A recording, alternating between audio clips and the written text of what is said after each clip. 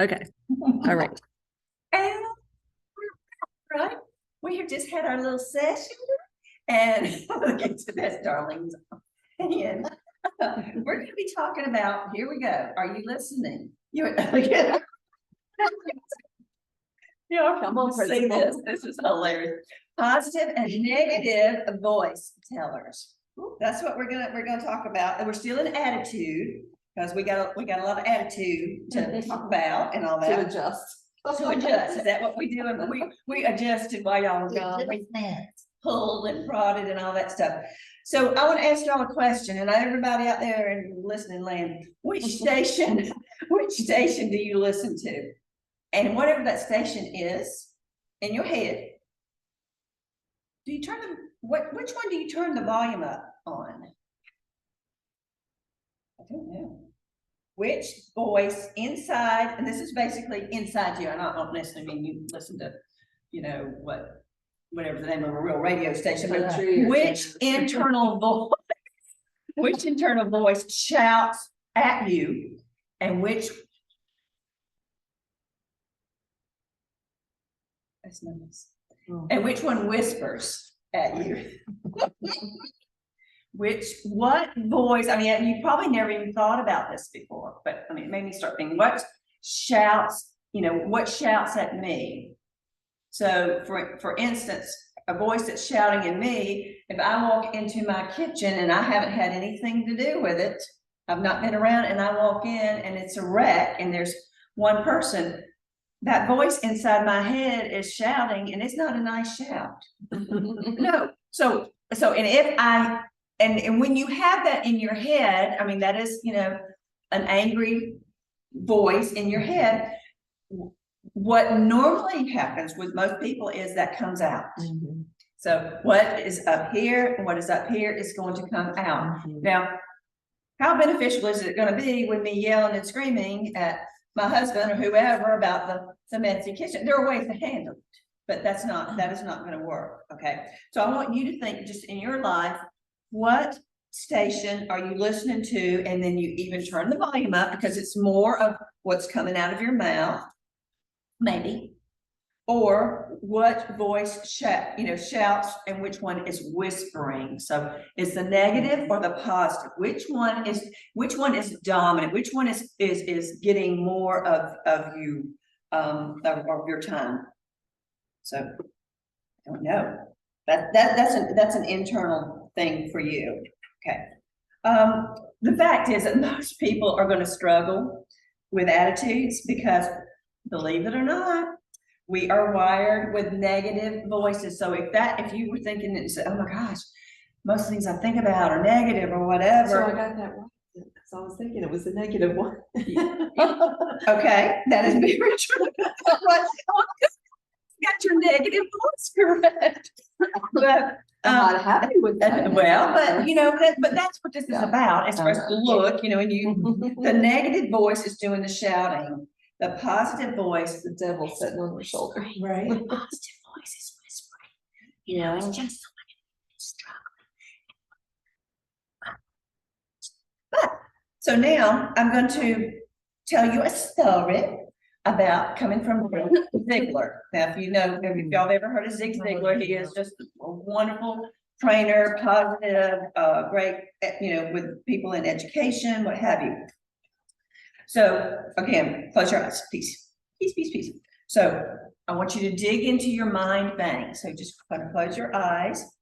Now there are two bank tellers, both of whom are obedient to your every command.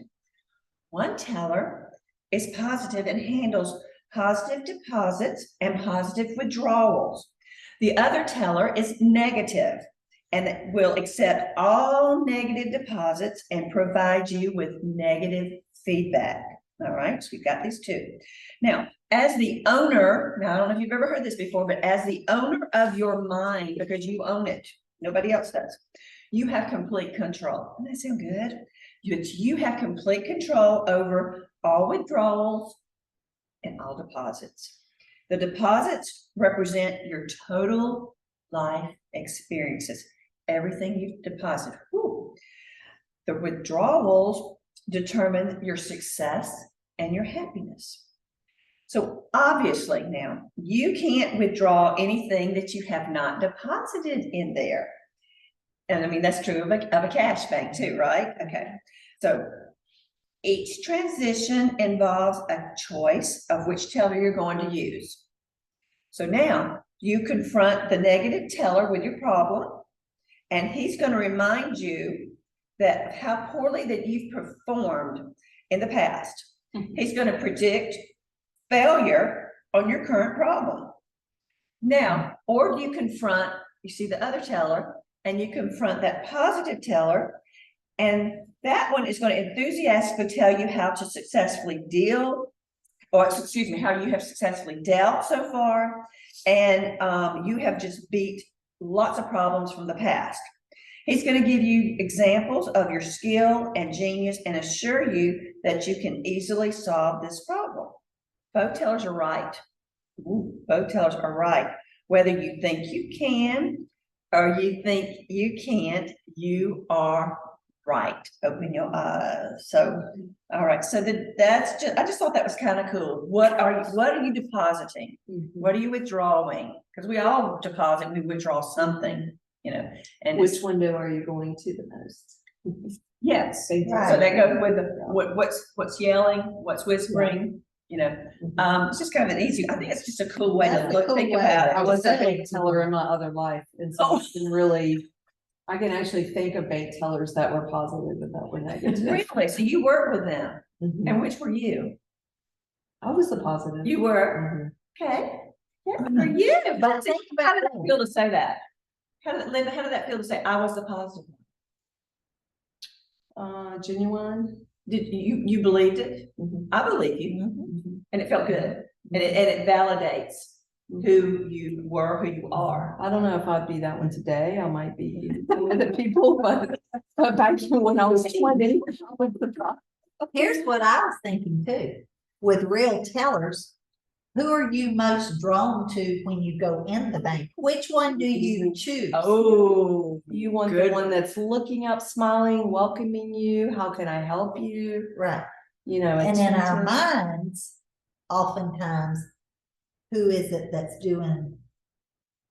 trying to grab us in more? That grumpy one. Yeah, but in real life, we go to the teller. Yeah. I mean, I'm thinking about walking into the Alcohol Bank right now.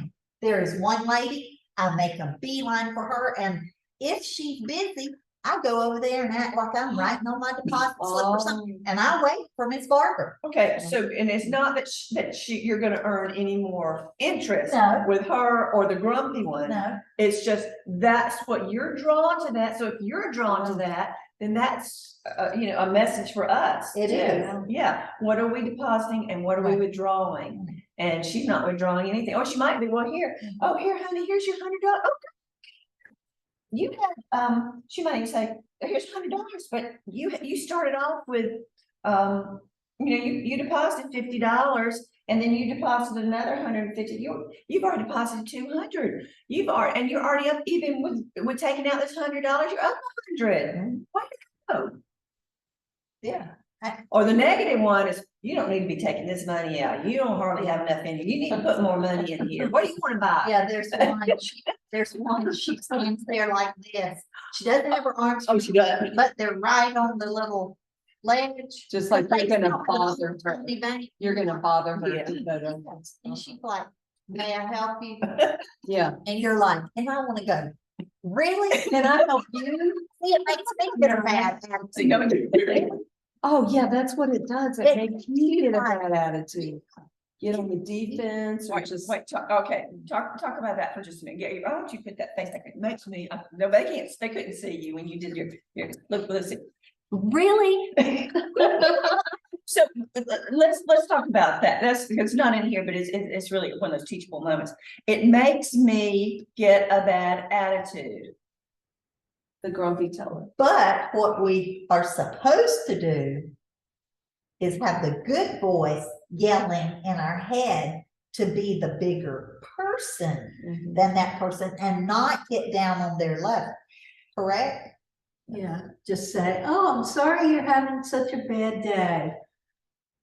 Oh, that's huge. And even in the checkout. So You're affirming it. so if you're allowing, and it's not just the bank teller, but anybody, if you're allowing someone to make you feel that way, they got control. So remember, I started off, I said, you actually have control which voice you listen to. That's okay. Mhm. So that's when, if you start going that way, So we you're like like, that.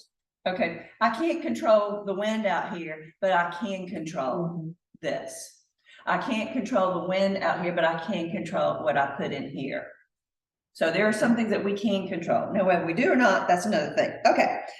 That was good. Yeah, we're very good. All right, I have another story. And this is a little bit different. So this is about a positive person and a negative person. Okay, this is what this is. So there were these friends, and they were both avid duck hunters. And the one of them, the positive oriented duck hunter, he was looking for a new bird dog, and he searched, and then he found one that could actually walk on water. Okay, and to retrieve the dog. Okay, that's what he did. So he was shocked that he found this dog. He went and found his friend, the negative oriented friend, and said, you know, come here, you're not gonna believe this. You're not gonna believe this, he already knew.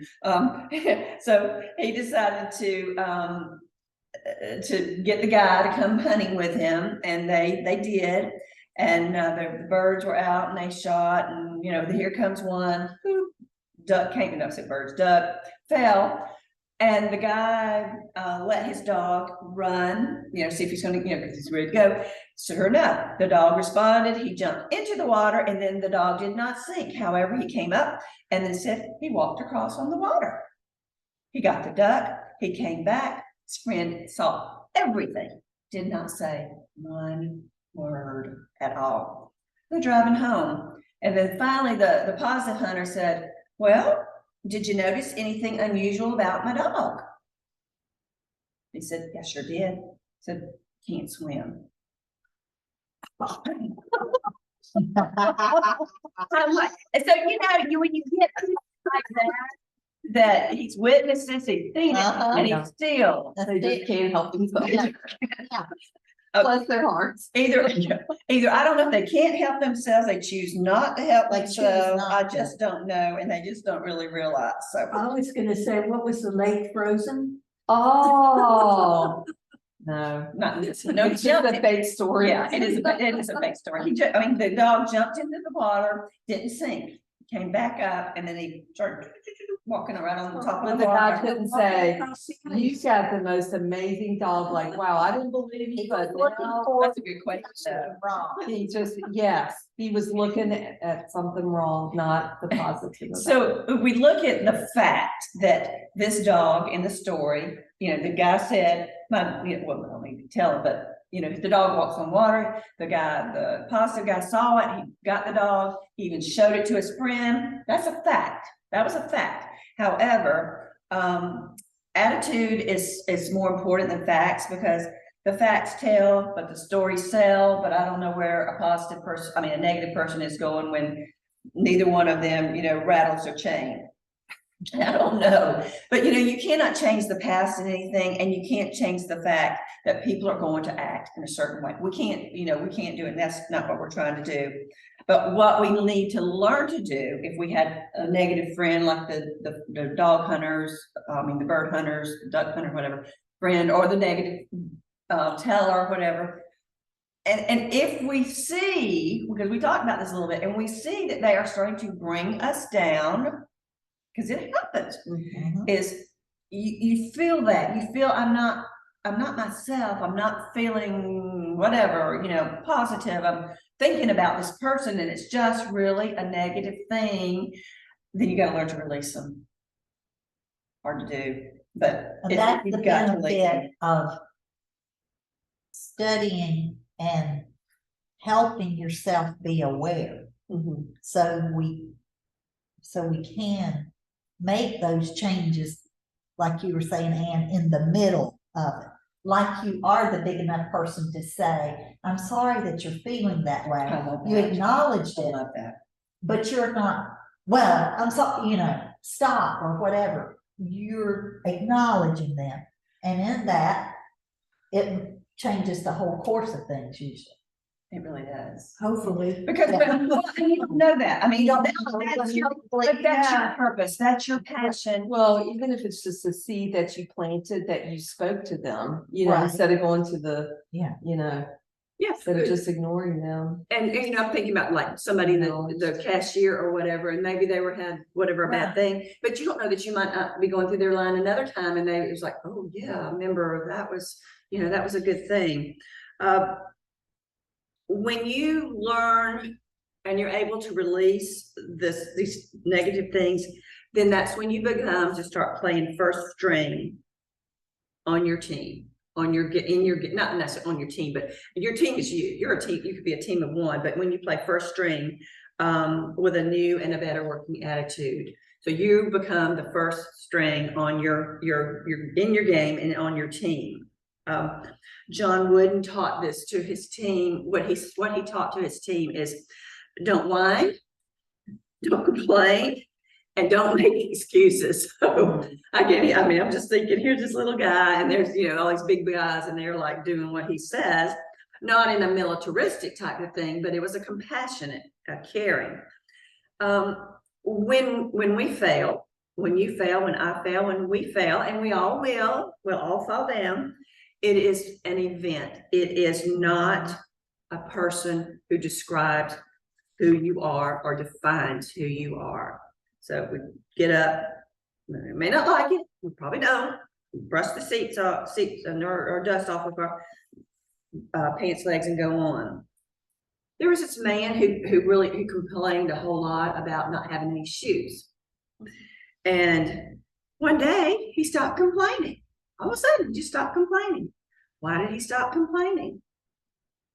He complained all his life for not having shoes. Why? Because one day he saw a man that had no feet. Oh. Yeah, no feet. So he stopped complaining, and he developed a sense of gratitude, thankfulness, and we've talked about that a little bit. But when we are thankful, when we have a sense of gratitude, and I love starting my day and ending my day with that. That's just me. It just reframes. I mean, to me, it's internal. It reframes your perspective. And when you start having an attitude of gratitude or thankfulness, what voice are you listening to? The positive, yeah. And the positive voice is not whispering. Then when you have a sense of an attitude of gratitude, it is screaming at you. And that's the time I don't want anybody else to scream at me except for when that's going on. We're going to have to deal with negativity, but we don't have to go swimming in it. I don't know if they're full of negative attitudes, but we don't have to swim in. And if it is, we're gonna go out there and we're gonna gather it with our snake net or whatever and throw it away. Why not? Or you can let it go to the bottom of the deep end and never see it. Never seen it again. Okay, do y'all know do y'all heard of a person named Roger Bannister? You ever heard of him? No. I don't think so. Okay. You ever heard of a 4-minute mile? Yes. What do you know about a 4-minute? Is that a book? No, Roger, Running- Roger, Roger Bannister.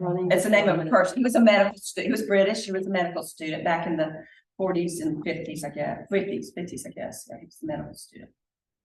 I mean, anybody know anything about the 4-minute? Not you. 1-minute mile.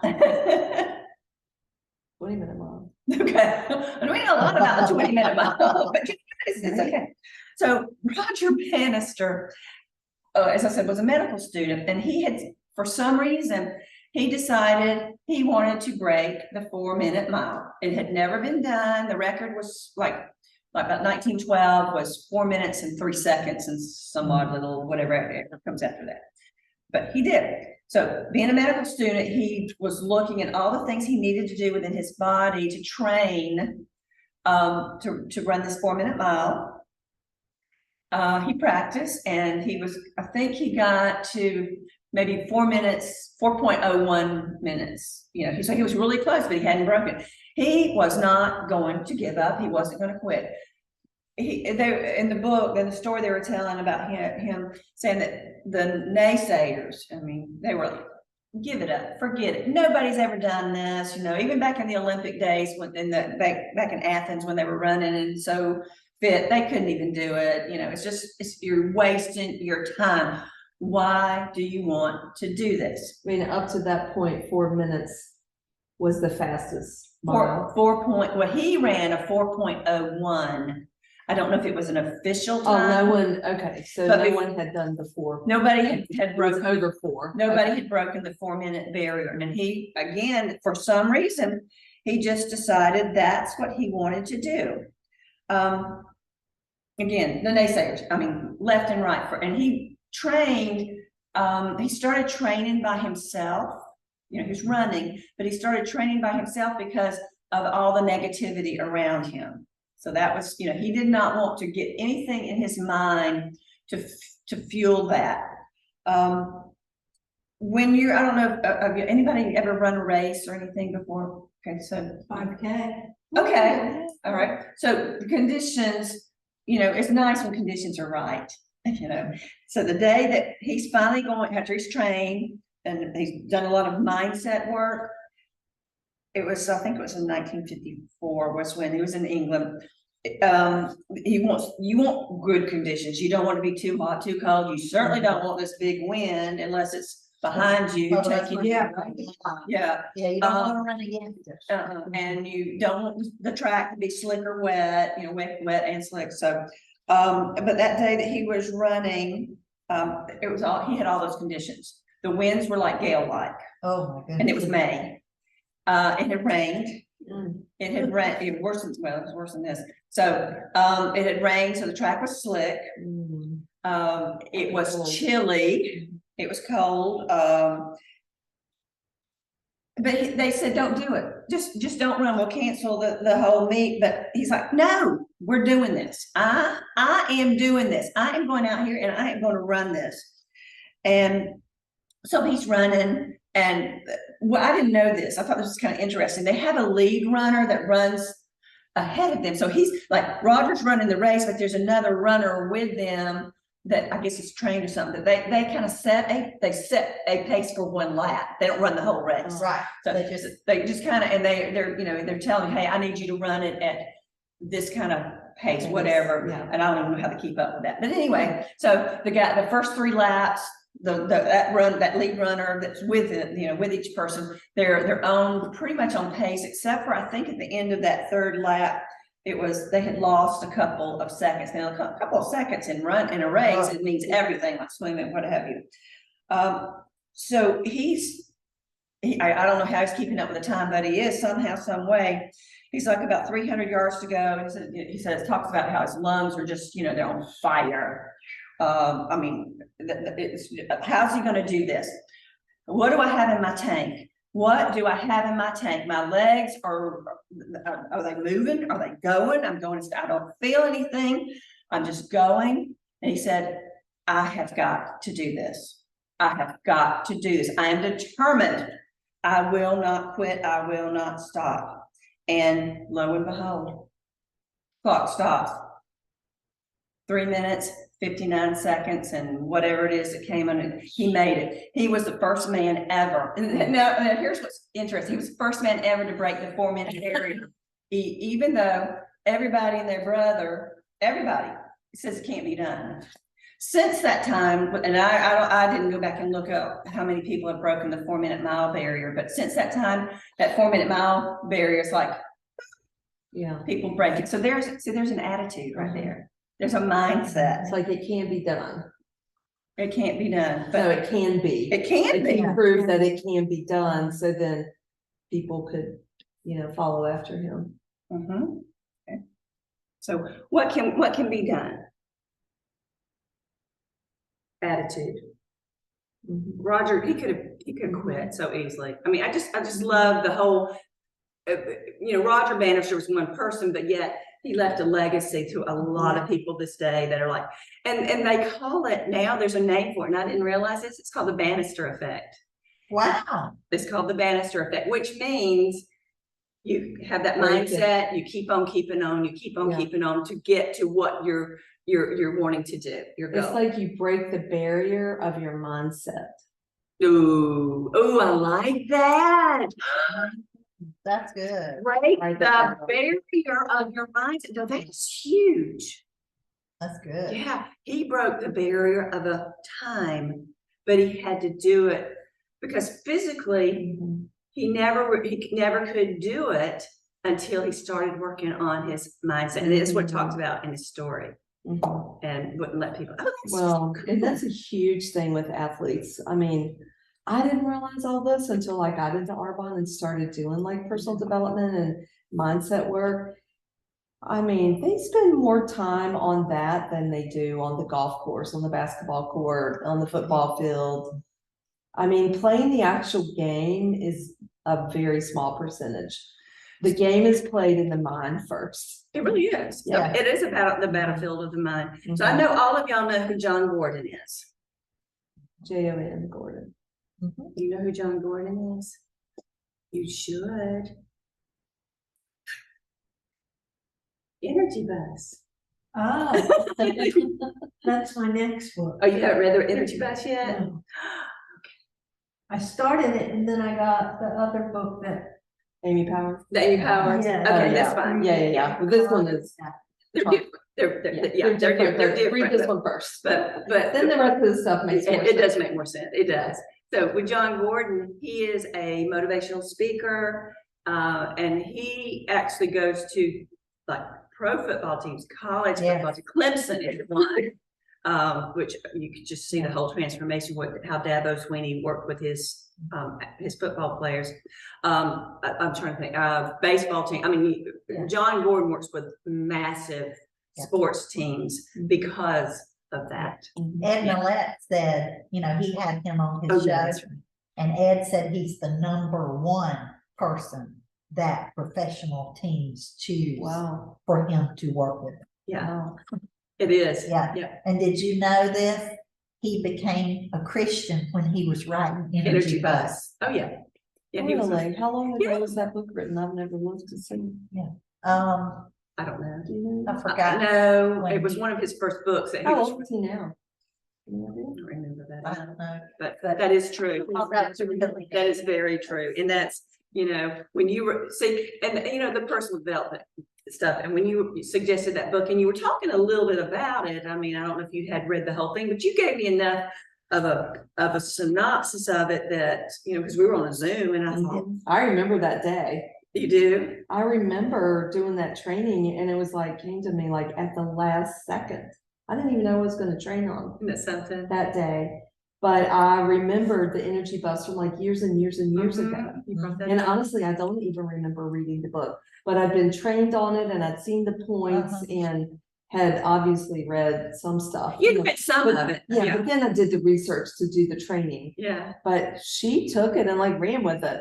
Yeah. Yeah. It flipped our Yeah. that whole It that flipped month the switch for away. you. Yeah, it did, and it did for me too. I love it. I love that. So, all right, any other questions or any other comments or statements or anything about your attitude? Is your attitude Well, showing? We just need to check it a lot of, we just need to check it a lot. How did that go? Don't whine, don't complain, and don't something. Oh, yeah, I'm Don't make excuses. Don't make Okay. excuses. That's easy to do. And I didn't get this, I didn't do this or whatever, because it was so-and-so's fault or so-and-so. No, it's my fault. I own. We have to Take responsibility. own it, take Mhm. responsibility. Yeah. And I think too, and it made me think to work on this harder when the example you gave about, you come in and something is physically not like you want it. Mhm. You mean like a messed up kitchen Yes. or whatever? Yeah. Or whatever. To, in the moment, have a moment of gratitude. Like for me, Yeah. I have a husband. Some people come home to an empty house. yeah. So I try in my mind, when I want to act like that, to say, for the positive voice to say, what are you grateful grateful. for? What's the real important thing? Yes. What's the lasting thing? In 10 years from now, That it's gonna really matters. matter. In 100 years Yeah. from now. Yeah, It's almost like, try to lift yourself up and look, kind of like float over top of your circumstances and see Right. how important is it really? Yeah. And see if it's, Right. You know what, we're talking about this kitchen in here, and look at this. I mean, there's stuff all over the counter. Didn't you know has there's? no idea, this looks the best it's looked in No, 2 years. no.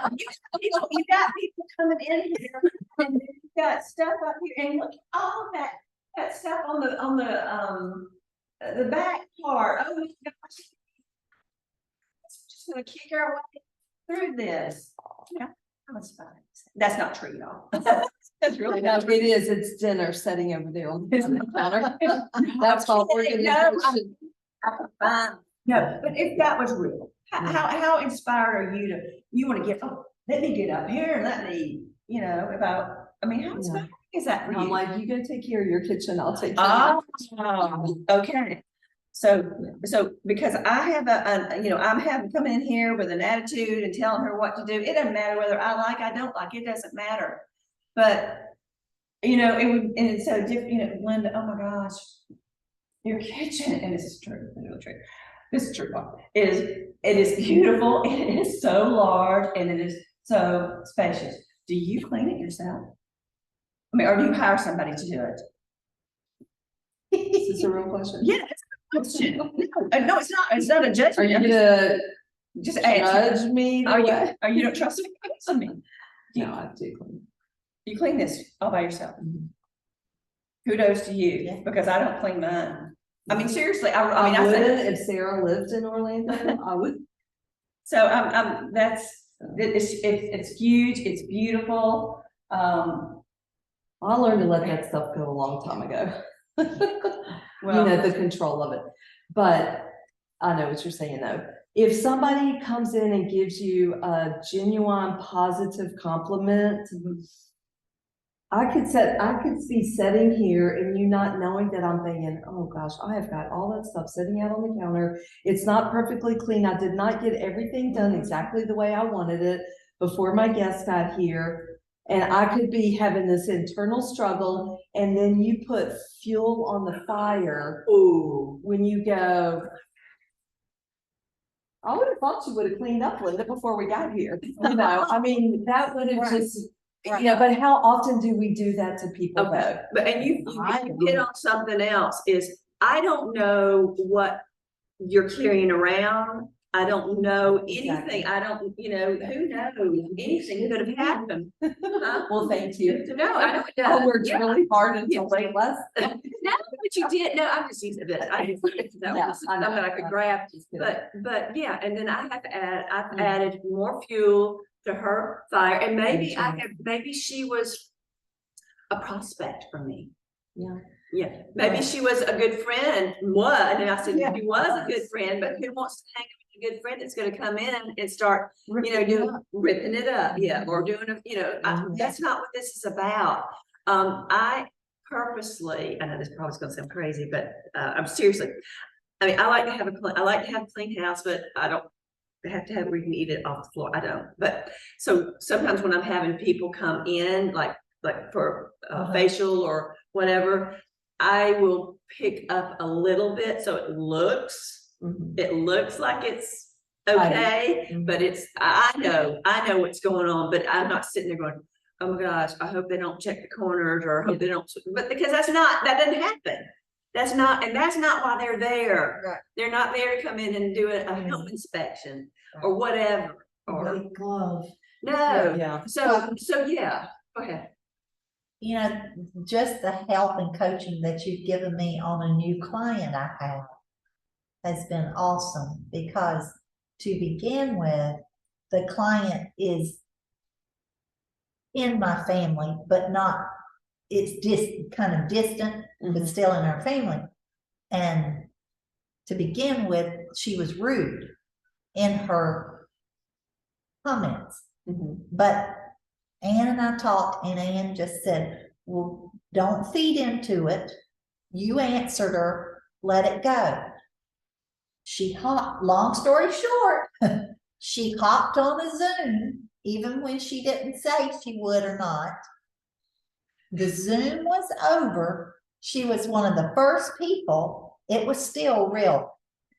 I want this, da da da da da. When can you contact me? So Ann was, because she had kind of made me afraid. So Ann said, okay, it's up to you whether you want to call her now or ask her, is it okay? Or if you wait till in the morning.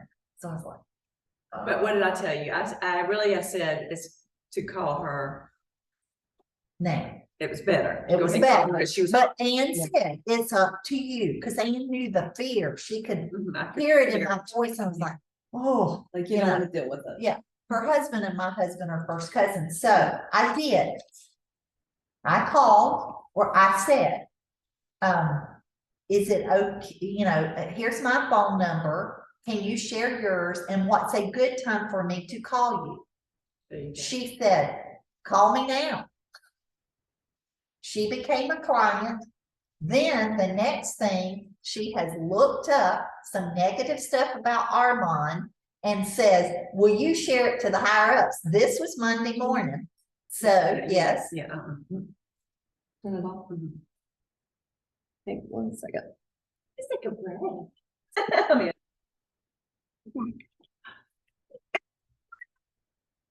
Okay, so we are now in, we've had a little mini session, a little private session, talking about goals and commitment and a little bit about vision, but mainly goals and commitments, and did an activity that was pretty eye-opening for all of us. But I do want to say this, success never goes on sale. Success never goes on sale. So think about this, everybody. Most people spend their lives dickering over the cost of something, but they never make a purchase. Okay. The price for success is high. It's commitment. But the price for failure is equally as expensive. What do you want? Dreams are wonderful. Dreams can turn into plans, which turn into your goals with commitment, which is going to in turn make what your vision is. Now that's a whole lot of stuff. So, and I just wanted to say that because I'm not going to get into all the details of all of the stuff, because I'm more going to be talking about goals and commitment. But you've got to have, and we just did our little exercise with this, but you've got to have a specific game plan to implement whatever it is that is your goal. If I say I want to, again, we talked about, if I want to lose 10 pounds and Linda stands in front of I'm gonna have to go get my charger or else it's okay. So if I say I want to lose 10 pounds and someone says, well, how are you going to do it? Oh, I don't know, but I'm going to do that. Well, more than likely it's not going to happen. So you've got to have a plan. You've got to have a plan. If it doesn't work, then you can readjust it. That's perfectly fine. So there's something that we do. Well, when we talked about this earlier, so success is finished by hard work. So in our little small group, we talked about that hard work. We are not microwaves. This is not popping popcorn, 30 seconds and you got it done. It just doesn't work that way. So if you think it does, no, think again.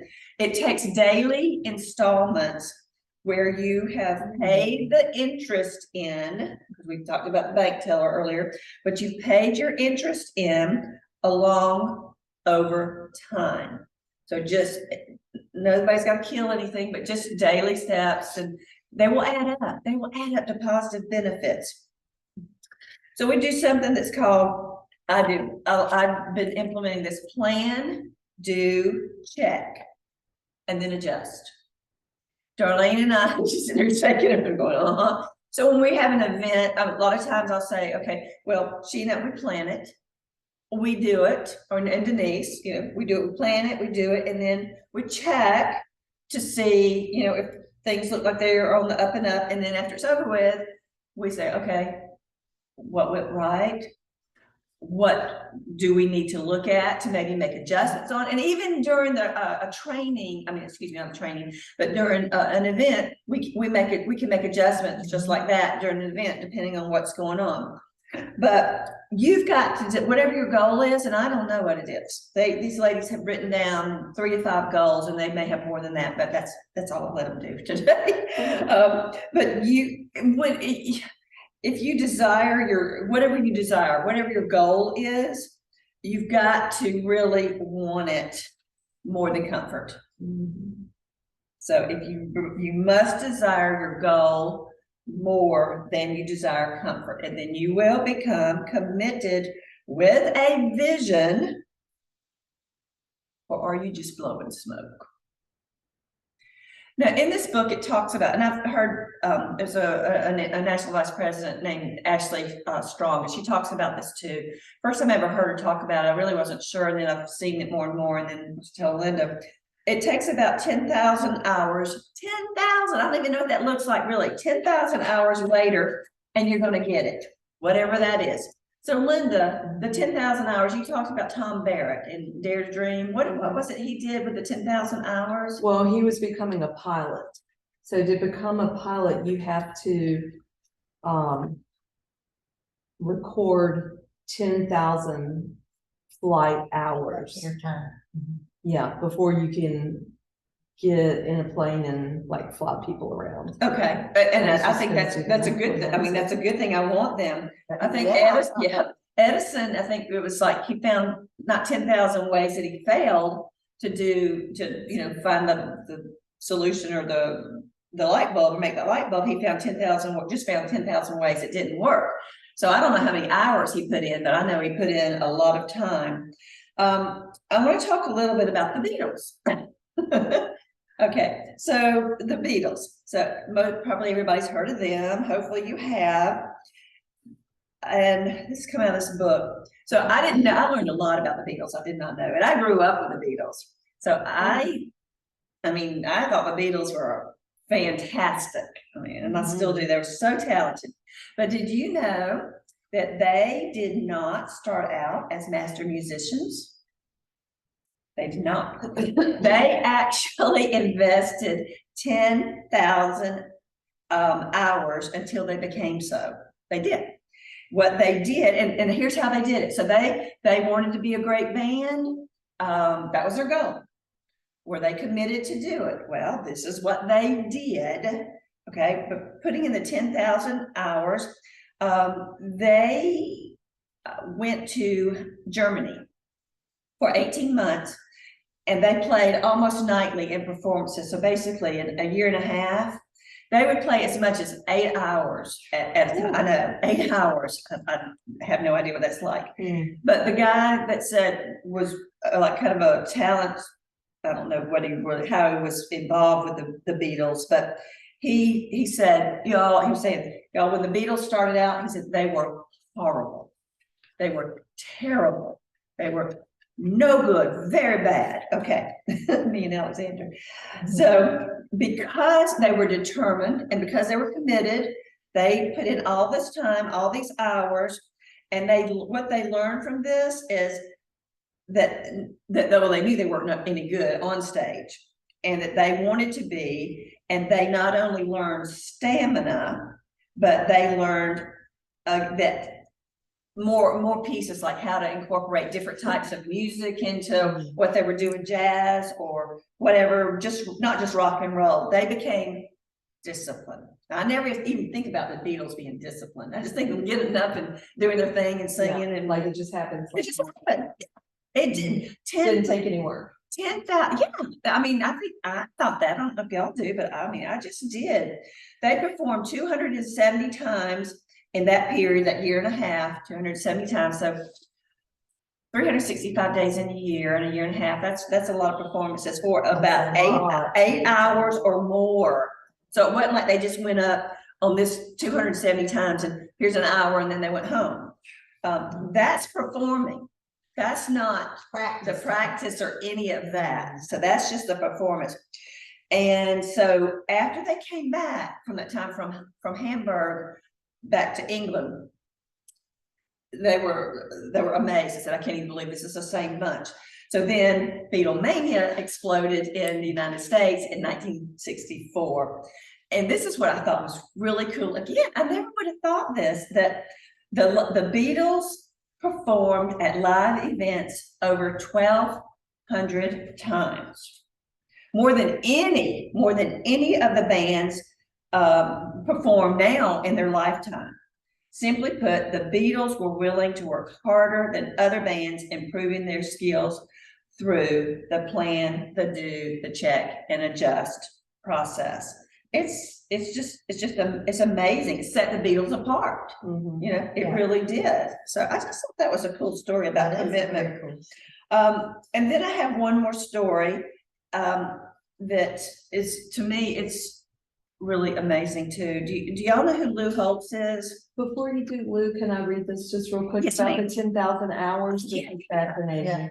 Okay, because I couldn't find it in his book, but this tells it right here.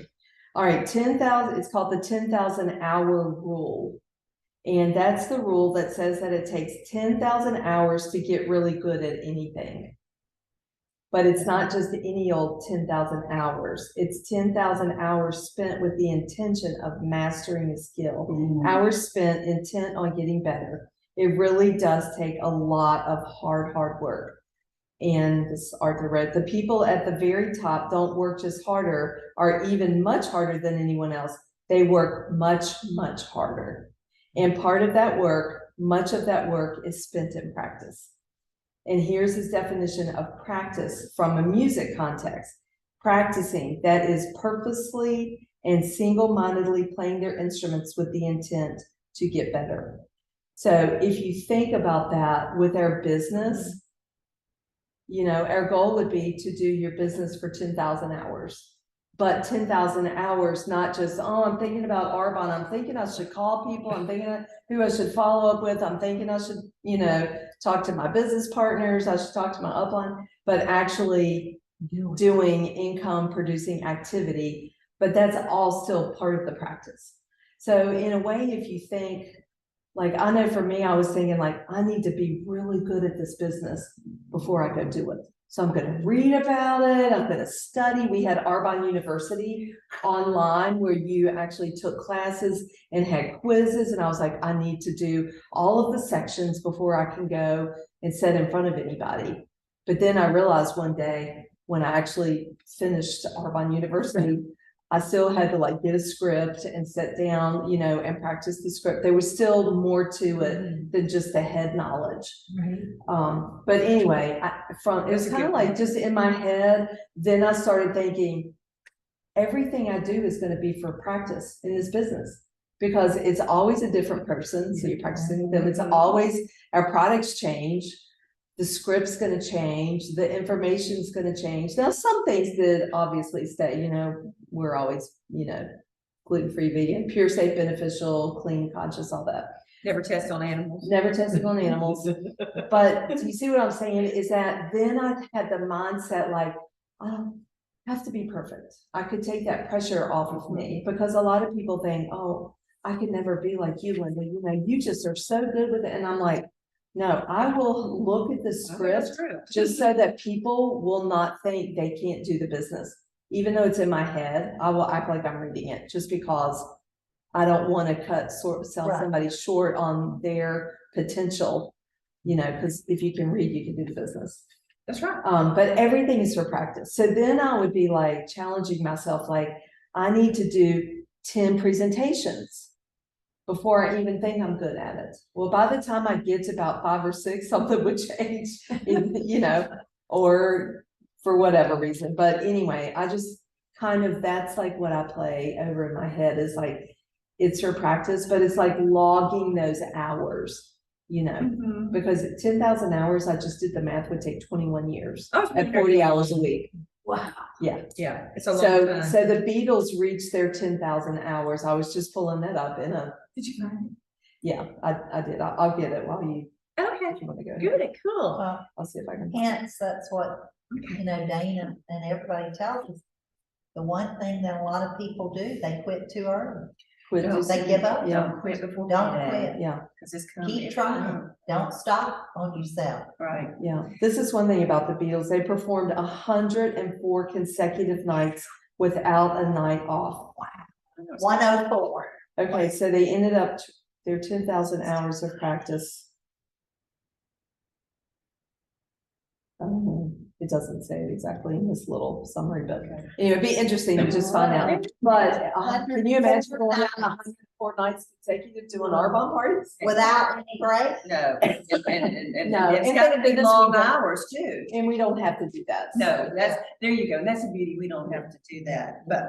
But the excellence is there, Yeah, you know, yes. and Debbie Neal did do it, so Yes, she did. she did, she's the Bannister effect in Arbonne. So do y'all know Yeah. who Lou Holtz is? Somebody know? Football coach. Yeah. I actually got to see him in 2000, in the year 2000. He was in Hawaii. He was a guest, the keynote speaker for Pierce's company that he was working for. So I got to go with him and see him. And I thought he was really, really good. Who was his team? Well, he started out with, but he was with the Notre Dame. Oh, no. He coached them for a while and coached them to championships, and then he went to South Carolina and coached them for a while and turned that program around. And then I don't know if it says in here where he went, if he went anywhere after that, but now he's on ESPN. Yeah, that's all kind of, yeah. They call him Granny, but he came from a broken home. He said he was born in West Virginia. He said their family was so poor that in 1937, so you got the Depression, he said we needed a raise to be considered poor. Wow. Yeah, I don't even know. Yeah, he said every day, he said, I woke up to hardship every night. We fell asleep thankful for one more day of sustenance. And he said that, and he's talking about himself.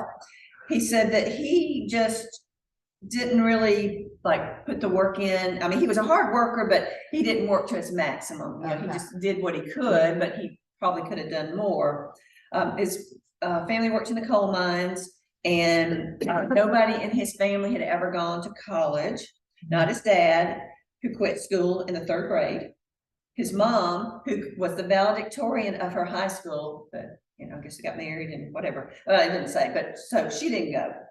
So one day, Lou's high school coach, I assume it's football coach, came and visited the parents and said, hey, you know what? We think Lou ought to go to college and become a coach. Well, his parents are like, yeah, right. You know, we don't have any money to send him to college, and Lou's grades were not good. So he did not really apply himself. So Lou thought about it for a while and said, nah, this is probably a dumb thing, but no, you know what? I'm not a good student, but I received a good education, and academically, I really do have what it takes to be successful. So his mom took a night job, and Lou signed up for ROTC in college and went to Kent State. So you know that they would pay for that. So that was smart. So he's a freshman in college, and then he comes home during a break. All right. So he was in a grocery store or anyway, he was in a store, grocery store, a couple of hours or an hour over, and he hears this lady speak. And this was the lady, Mrs. H. I'll just say it. Mrs. H, she says, I can't believe that Anne Marie Holtz is wasting her money sending that boy, Lou, to college. And that's what it says, that boy. And then Mrs. T then said, I know what you mean. She took a night job and everything. It is such a waste. They didn't know he overheard what they just said about not only his mama, who's working her tail off, but what about himself. So that was, he said, and he's talking, he said, those comments cut me so deeply and burned inside of me throughout my freshman year. And I knew that my mother was sacrificing for me, but to have her friends, the people in my town, think that I was not worth the effort. Basically, that I was just a no count and that I was bound to fail. That, he said, I turned my wounded feelings into something quite different. He said, my want to do well became a fiery determination that I would do whatever it took to pass, especially as a freshman when the adjustment to college can take its toll. So anyway, he did. He took that passion, that fire, and he graduated, and he was very, very successful with Notre Dame in South Carolina, and he's, you know, sportscaster and all that kind of, or sports announcer now, and he's well, 37, I don't know how old he is, but he's old. The math. There was a movie about about him. Really? I remember Ray and I watched it. I did not know that. About His life? Yeah. Okay. Because it all sounded so familiar when you were Okay. reading it. I do believe there was a movie Awesome. made. And he says, Luce, I love this statement. He says, Luce shared thoughts on his critics because people, again, were, you know, just saying you can't do it, you don't know what you're doing, you know, what have you, just, you know, naysayers. And he said, Luce says this, he said, the only people who aren't going to be criticized are those who are absolutely doing nothing. The only ones who are not going to be criticized are those who just do nothing, says. And then he says, he goes on, he says, I like this. He says, every athlete that ever played for me has heard me preach against the pitfalls of entering anything halfway. There's commitment again. In my mind, a half-hearted commitment is worse than no commitment at all. If you're on a team, whether you're a team of 1, team of 2, a team of 100, or whatever it happens to be, your game, you owe your, he says, coaches and teammates. So you would be your success line here, your total commitment. If you don't, you're unhappy. If you don't, and you're not, and you're unhappy because the coach is not giving you the attention or your success line that you think you deserve, then what do you need to do to get the more touches? You know, you are part of a team, and you would be better off if you're not going to do what you need to do to play somewhere else. Ooh. Ooh.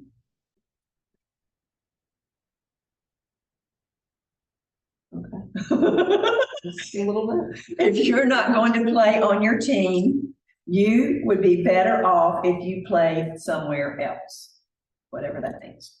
Go somewhere else.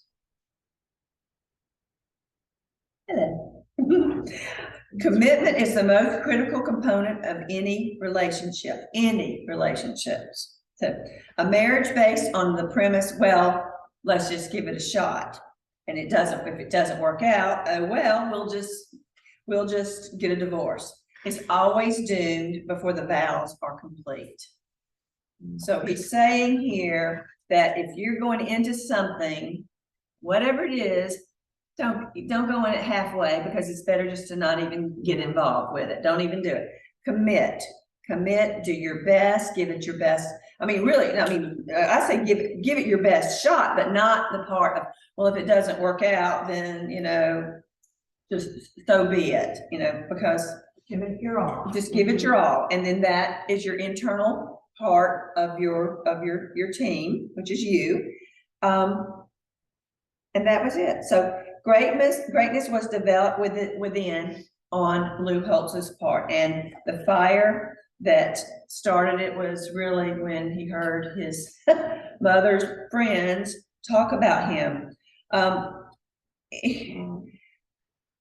It's just amazing. So anyway, that's all I have to say. This is all I have for today. And then tomorrow I've got one little section. We're going to talk about your scoreboard, but and then Linda's going to have some stuff for us